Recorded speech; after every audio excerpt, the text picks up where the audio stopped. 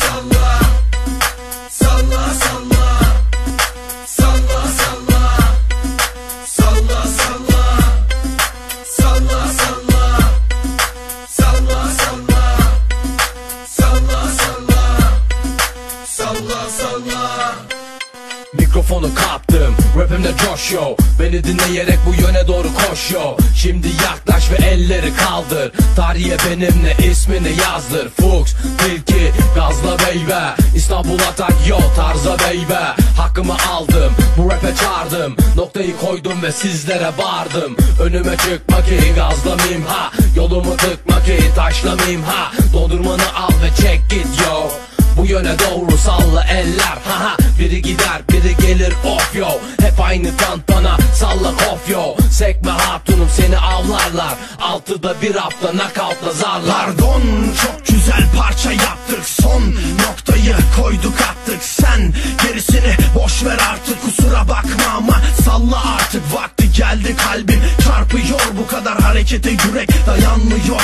Yavaş yavaş ateşin artıyor. Bedenim ısınıyor, nefesim kesiliyor.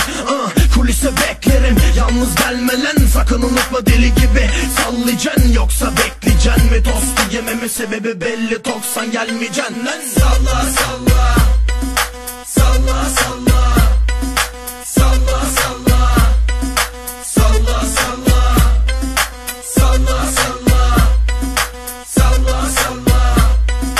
Salla salla. Salla salla. Durum kritik, pozisyon offside. Gözler kalçada, müzik full right. Dayanır mı kalp bilinmez hoşsun. Tepeden tırnağa bakımlı left right. Hadi gel yanıma sen de dans et. Gözlerime bak ve beni hapset.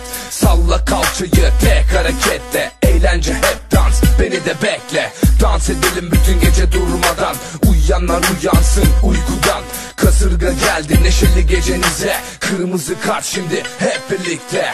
Lan durma Ramiz'i duy salla. Bin bir bilişten birini bana yolla. Dalla budakla, rapimi sakla. 10 çeşit takla atar azara takla. Zıpla, yerine durma oyna. Gecemi tavla salla, diline katla fazla. Kafana takma tabet, seni görünce tilt olayım. Yan etkisi geçince kafa bulayım.